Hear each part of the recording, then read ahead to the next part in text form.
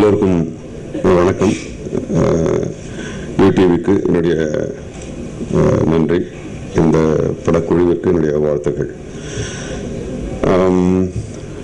ஏற்கனவே எல்லாருக்கும் தெரியும், இந்த படம் ரொம்ப சின்னதாக அழகாக ஹிந்தியில் வந்துச்சு.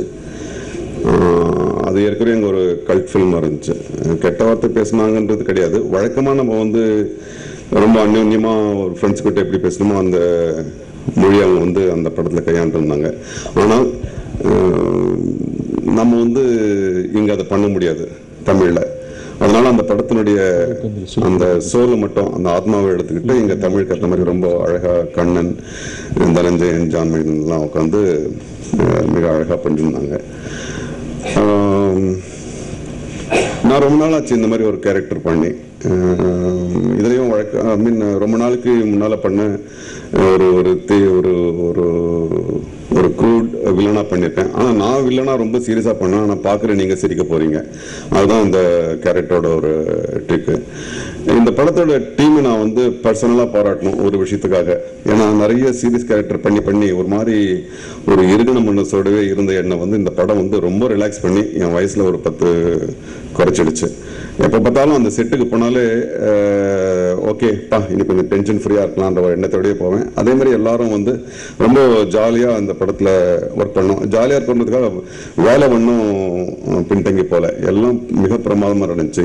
சந்தானம், பிரேம்ஜி, ஆர்யா சொல்கிறாரு எனக்கு லஞ்ச் டைமில் நடந்த தவிர வேற ஒன்றும் கிடையாது. அப்படி அந்த ரொம்ப தன்னடக்கத்தை விட கொஞ்சம் தாழ்ந்தது. அப்படி கிடையாது. அந்த படத்தினுடைய முழு ஆதாரம் ஆர்யா தான். ஏன்னா என்னதான் அவர் ரொம்ப சகஜமாக இருந்தாலும் அவர் தான் அந்த படத்தையே முன்னே எடுத்து செல்ற ஒரு கேரக்டர். ரொம்ப அழகாக பண்ணியிருந்தாரு. இந்த எளிமை எல்லா கதாநாயகர்களுக்கும் இருக்கணும்னு நான் விரும்புகிறேன். அவர் கண்ணன் சொல்லும்போது சொன்னார் படத்தில் ஃபைட் இல்லை கிட்டலன்னு. ஆர்யா அதை பற்றிலாம் கவலையே படல. அவருக்கு தெரியும் அவர் என்ன பண்ணால் நல்லா வரும், மக்களுக்கு பிடிக்கும். ஃபைட்டு ஒரு 10 பேரை அடித்து சாய்க்கிறதுனால ஒரு ஹீரோ மக்களுக்கு பிடிக்குமான்னு எனக்கு தெரியல. ரொம்ப ரொம்ப அழகாக கோஆப்ரேட் பண்ணார். அதேமாதிரி பிரேம்ஜி ஃபர்ஸ்ட் டைம் கூட ஆக்ட் பண்ணேன். ஒரு அடிக்கிற லூட்டி எல்லாம் என்னால் அடிக்க முடியல, பட் இருந்தாலும் I enjoyed the whole thing. Santhanam I think முதன்முறையாக கிரெடிட்ல போடுற மாதிரி அவர் வசனம் எழுதியிருக்காருன்னு நினைக்கிறேன். And really it's great.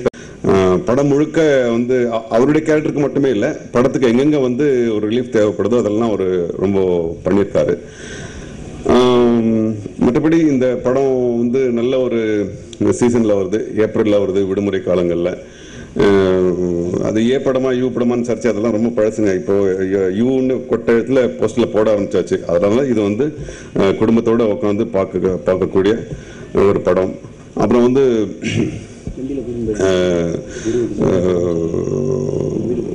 மற்றபடி இந்த கேரக்டர் நான் பண்ணுறதுக்கு பல இருந்துச்சு. அவங்களுக்கெல்லாம் கேட்டு புளிச்சு போன கதை. பட் இருந்தாலும் அவங்களுக்கு திரும்பியோட சொல்லிடுறேன், ஏன்னா பத்திரிகையில் சொல்ல வேண்டிய அவசியம். இந்த படத்தை இந்த படம் என் 2வது பையனுக்கு ரொம்ப பிடிச்ச படம். அவனுக்கு ஒரு கல்ட்டு படம். அது அவங்க கல்ட்டு வேற, நாங்கள் படம் பார்க்கும்போது எங்கள் கல்ட் ஃபிலிம் வேறு மாதிரியா இருந்துச்சு. நான் பல காரணங்களால் அந்த படத்தை பார்க்க முடியல. இந்த படம் நான் ஒப்புக்கிட்டோன்னே முதல்ல அவங்ககிட்ட தான் சொன்னேன், குட்டு நீ சொன்ன அந்த படம் நீ பார்க்க சொல்லி அந்த படம் நான் பண்ண போகிறேன். அப்படியே எந்த கேரக்டர் பண்ண போகிறீங்க? நான் சொன்னேன் அதுமாரி அந்த ராஜ் பண்ணுற கேரக்டர் பண்ணேன். பாப்பா அதை நீ பண்ண முடியாது பாப்பா அப்படின்னா. 27 இயர்ஸ் கேரியர்ஸில் யாருமே அதே மூஞ்சில் அடித்த மாதிரி சொன்னது கிடையாது. நான் சொன்னேன் இல்லை பாப்பா, அவன் ஒரு ஏத்லீட் பாடி இருக்குது, அதுவே ஒரு பாதி கேரக்டர் கன்வே பண்ணிடும், நீங்கள் எப்படி பண்ணுவ தப்பெல்லாம் வச்சுக்கிட்டு அப்படின்னா. ஐயோ இது என்னடா ரொம்ப போச்சுன்னு சொல்லிட்டு I hate to take extra care. இல்லைனாலும் அந்த கேர் எடுத்திருப்பேன் நான். But I hate to be, ஏன்னா மூஞ்சில் அடித்த மாதிரி என்னுடைய சன்ன்றது கிடையாது. He's a representation of that age generation. So I hate to take that comment very seriously. So அதை எடுத்துக்கிட்டு நான் என்னால் I have done the best. So அப்படி தான் அந்த கேரக்டர் அமைஞ்சது. அதுக்கப்புறம் அந்த விக் வைக்கிறதுக்காக நாங்கள் பட்ட கஷ்டம், நானும் கண்ணனும் நடுராத்திரியில் பகலில் லஞ்ச் பிரேக்லலாம் எப்படி பண்ணலாமா அப்படி பண்ணலாமான்னு finally we decided on wig. So I think இப்போ ரீசெண்டாக நான் பண்ண இதில் that will be one of the good characters I have done. I have to specially thank mister Dhananjayan. ஏன்னா அவரை இம்ப்ரெஸ் பண்ணுறதுக்காக இல்லை. இப்போ ப்ரொடியூசர்கள் வெறும் பணத்தை இன்வெஸ்ட் பண்ணிட்டு யாராவது படத்தை முடிச்சு கொடுப்பாங்கன்ற ஒரு சூழ்நிலை இருக்கும்போது தனஞ்சயன் அவர் என்ன அவர் ப்ரொடக்ஷனில் வந்து சாப்பாடு பரிமாறல, மற்றபடி கிரியேட்டிவாக இந்த படத்தில் எல்லாரும் அவர் செஞ்சார்.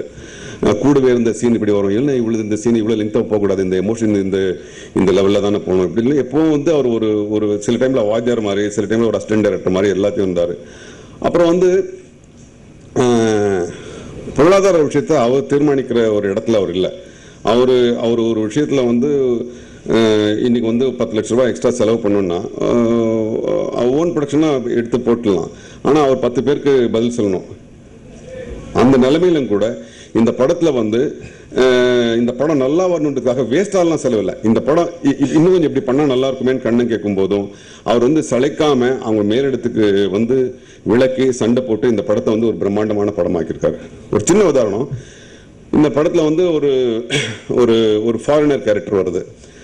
அது நம்ம வழக்கமாக பண்ணுற மாதிரி என்ன பண்ணுவோம், பாண்டிச்சேரியில் இல்லைங்க டூரிஸ்ட்டுக்கு வந்திருக்க ஒரு வெள்ளைக்காரரை கூப்பிட்டு நடிக்க வைப்போம், அது அதோடு முடிஞ்சிடும். ஆனால் ஆஸ் அன் ஆக்டராக அந்த கேரக்டர் வந்து ரொம்ப ரொம்ப அழகாக வரணும். ஏன்னா அதை சுற்றி கூட ஒரு ஒரு முக்கியமான பகுதி கதை நகருது. அப்புறம் நான் சொன்னேன், கண்ணன் இதுமாரி வேணாங்க, பாண்டிச்சேரி ஆளுங்கெல்லாம் வேணாம், இதுமாரி என் கூட குய்தன் முருகன் ஒரு படத்தில் ஆக்ட் பண்ணார், ரொம்ப பிரமாதமாக நடிப்பார் அப்படின்னு. சரி, நானும் என்ன நினச்சேன்னா அவர் வந்து சரி ஒரு 4-5 நாள் வேலை தானே அவர் வந்துட்டு போவார்னு கேட்டால், அவர் வந்து ஒரு இன்டர்நேஷ்னல் ப்ரைஸ் சொன்னார் வெள்ளைக்காரன்றதுனாலே. நான் வந்து பிஸ்னஸ் கிளாஸில் தான் வருவேன், எனக்கு இந்த ஹோட்டலில் தான் போடணும், எனக்கு இவ்வளோ சம்பளத்துக்கு குறைஞ்சி வரமாட்டேன் அப்படின்லான்னு. இது என்னன்னா திடீர்னு அந்த கேரக்டருக்கு வரையறுக்கப்பட்ட ஒரு சம்பளத்தை விட பல மடங்கு ஜாஸ்தி ஆகுது. அப்புறம் சங்கடப்பட்டாங்க, என்கிட்ட கேட்கவே இல்லை, சங்கடப்படுறாங்க போடணுமா வேணாமான்னு. Finally the decided to cost him. இதுக்காக அவர் வந்து எவ்வளோ பேஜ் விளக்கம் கொடுத்துருக்க முடியும்னு எனக்கு தெரியும். ஏன்னா இந்த கார்பரேட் செக்டார் இப்படி தான் இருக்கு. But I thank you Dhananjayan for your will to bring out this film as you visioned. It has become a very good film, very good entertainer. I wish you all the success. Thank you. Thank you, sir. அடுத்ததாக நடிகை ஹன்சிகா. ஹன்சிகா அஞ்சலி பற்றி சொல்லணும். அப்புறம் கொஞ்சம் wonderful girls. இது ஆர்யா சொன்னால் வேற அர்த்தம், நான் சொன்னால் வேற அர்த்தம். பட் அஞ்சலி கூட வேற படங்களில் பண்ணியிருக்கேன். She is wonderful. இந்த படத்தில் அவங்க வந்து ரொம்ப டிஃப்ரெண்ட்டாக பண்ணியிருக்காங்க. வழக்கமாக அவங்க பண்ணுற படங்கள்ல வந்து மாறுபட்டு பண்ணியிருக்காங்க. Hansika such a sweet darling, like my daughter.